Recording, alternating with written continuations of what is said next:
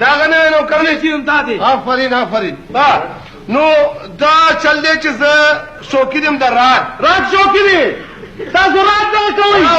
بس ټیک ده چې تاسو کوئ کنه راګ بس واسه نو کوي با غریب بچی غریب با دا چل به زده کې باجا به کو باجا به غږی او راګ به زده کې راګ به زده کو با نو زه څنګه زده کو چل ته خیمه تنخواه دې شوه 3000 روپۍ به راکړې به نوکر به زه او نوکر شوې بس شو به یې به زه اوس په مثال زه تاته وایم پاس اوبه راواله یو خو نه